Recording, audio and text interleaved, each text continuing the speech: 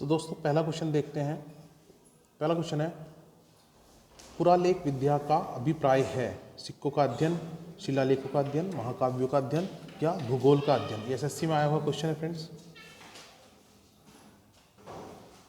तो फ्रेंड्स, अभिलेख या शिलालेख के अध्ययन को पुरालेख शास्त्र कहते हैं। अभिलेख मोहरों, स्तूपों, चट्टानों और ताम पत्रों पर मिलते हैं। ये मंदिर की दीवारों और ईंटों या मूर्तियों पर भी उत्कीर्ण होते थे। ठीक है, तो इसको करेक्ट आंसर होगा फ्रेंड्स क्वेश्चन ऑप्शन नंबर 2। ठीक है, नेक्स्ट क्वेश्चन देखते हैं। तो फ्रेंड नेक्स्ट क्वेश्चन है, ईंटों की कृत्रिम गोदी यानी डॉकयार्ड वाला एकमात्र सिंधु स्थल निम्न में से कौन सा था। तो फ्रेंड इसे हम डॉकयार्ड, जिसको हम कह रहे हैं डॉकयार्ड या ये बंदरगाह भी कहला सकता है। तो ईंटों की कृत्रिम गोदी वाला एकमात्र सैंधव स्थल जो है वो लोथल था। तो ऑप्शन नंबर 1 इसका करेक्ट आंसर है। नेक्स्ट क्वेश्चन देखेंगे। नेक्स्ट क्वेश्चन है फ्रेंड, सिंधु घाटी सभ्यता की मुख्य विशेषता क्या थी। प्रकृति के बलों की पूजा, व्यवस्थित शहरी जीवन। तो फ्रेंड्स यही करेक्ट आंसर है, व्यवस्थित शहरी जीवन। नेक्स्ट क्वेश्चन है फ्रेंड, देवी माता की पूजा किससे संबंधित थी। आर्य सभ्यता के साथ, भूमध्य सागरीय सभ्यता के साथ, सिंधु घाटी सभ्यता के साथ या उत्तर वैदिक सभ्यता के साथ। तो इसका करेक्ट आंसर होगा सिंधु घाटी सभ्यता के साथ। इसको हम ऐसे समझ सकते हैं कि देवी माता की पूजा सिंधु घाटी सभ्यता से संबंधित थी, क्योंकि मोहनजोदड़ो से स्त्री की मूर्ति मिली है जिसे देवी कहा गया है। हड़प्पा से एक मुद्रा पर ऊपर की ओर पैर तथा नीचे की ओर सिर किए हुए उस पर एक नारी का भी चित्र है। चित्र में पैर फैले हुए हैं तथा गर्भ से एक पौधा निकल रहा है। ठीक है, तो इसका करेक्ट आंसर है ऑप्शन नंबर 3। नेक्स्ट क्वेश्चन देखेंगे। नेक्स्ट क्वेश्चन है फ्रेंड, मोहनजोदड़ो में सबसे बड़ा भवन कौन सा है। तो सबसे बड़ा भवन जो था वो था धान्यगार। अब धान्यगार का मतलब क्या होता है ये देखते हैं। तो मोहनजोदड़ो की जो सबसे बड़ी इमारत है वो अन्नागार या अन्न कोठार, जहाँ पे अन्न रखा जाता है। यह है 45.71 मीटर लंबा तथा 15.23 मीटर चौड़ा था। ठीक है, तो इसका करेक्ट आंसर है ऑप्शन नंबर 2। नेक्स्ट क्वेश्चन देखेंगे। तो नेक्स्ट क्वेश्चन है फ्रेंड्स, निम्नलिखित विद्वानों में से हड़प्पा सभ्यता का सर्वप्रथम खोजकर्ता कौन था। तो इसका करेक्ट आंसर होगा फ्रेंड्स दयाराम साहनी। ठीक है, ऑप्शन नंबर 4। नेक्स्ट क्वेश्चन है फ्रेंड्स, सिंधी में मोहनजोदड़ो का क्या अर्थ है। तो फ्रेंड इसका करेक्ट आंसर है सिंधी में मोहनजोदड़ो का अर्थ है मृतकों का टीला। जैसे मोहन के टीले, यहाँ मोहन का अर्थ जो है कृष्ण से है, कृष्ण के रूप में की जाती है मोहन के टीले की। इस शहर का वास्तविक नाम ज्ञात नहीं हो सका है और मोहनजोदड़ो जो है पाकिस्तान के सिंध प्रांत के लरकाना जिले में सिंधु नदी के पश्चिम में स्थित है। नेक्स्ट क्वेश्चन है, किस स्थान पर हड़प्पन समय के रथ की एक प्रतिमा प्राप्त हुई थी। तो इसका करेक्ट आंसर है फ्रेंड्स, तो फ्रेंड महाराष्ट्र के अहमदनगर जिले के दैमाबाद में हड़प्पा संस्कृति के समय के रथ की एक मूर्ति प्राप्त हुई है। तो इसका करेक्ट आंसर जो होगा वो है दैमाबाद। नेक्स्ट क्वेश्चन है फ्रेंड्स, किस जिले में मोहनजोदड़ो स्थित है। ठीक है, तो ये तो बहुत आसान है। सिंधु सभ्यता के स्थल मोहनजोदड़ो जो है पाकिस्तान के सिंध प्रांत के लरकाना जिले में स्थित है, ऑप्शन नंबर 1।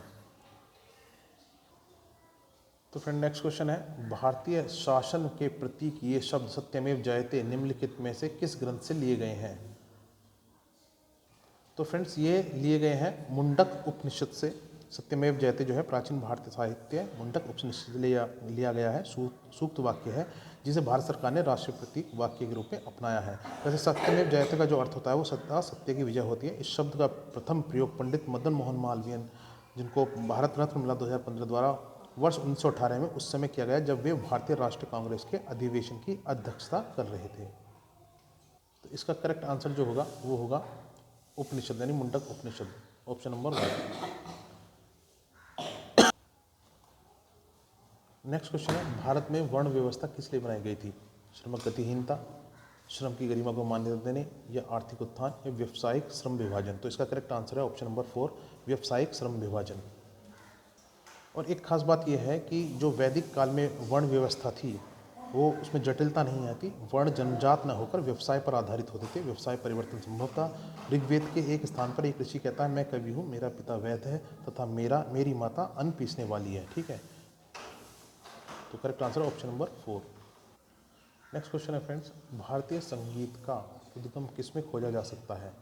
ऋग्वेद की संहिता में, यजुर्वेद की संहिता में, सामवेद की संहिता में। तो ऑप्शन नंबर 3 जो है वो करेक्ट आंसर है। इसको हम ऐसे समझते हैं, भारत के संगीत का उद्गम सामवेद की संहिता में खोजा जा सकता है। सामवेद में यज्ञों के अवसर पर गाए जाने वाले मंत्रों का संग्रह है। जो व्यक्ति इसे गाता था उसे उद्गाता कहा जाता था। ऑप्शन नंबर 3 करेक्ट आंसर है। तो नेक्स्ट क्वेश्चन फिर यही आ गया, आरंभिक वैदिक काल में वर्ण व्यवस्था आधारित थी, तो ये व्यवसाय पर आधारित थी। नेक्स्ट क्वेश्चन है, निम्नलिखित में से ऋग्वेद काल के दौरान किसकी जानकारी नहीं थी? संयुक्त परिवार प्रणाली, कृषि, वर्ण व्यवस्था या विवाह प्रथा? तो वर्ण व्यवस्था, ऑप्शन नंबर 3। देखिए, ऋग्वेदिक काल में वर्ण व्यवस्था जाति के रूप में नहीं थी, बल्कि व्यवसाय के आधार पर समाज का वर्गीकरण हुआ था। उत्तर वैदिक काल में वर्ण व्यवस्था में जटिलता आ जाती है। इसका परिणाम यह हुआ कि वर्ण व्यवस्था का विकृत रूप जाति व्यवस्था यहाँ अस्तित्व में आ गई थी। ठीक है, तो नेक्स्ट क्वेश्चन देखते हैं।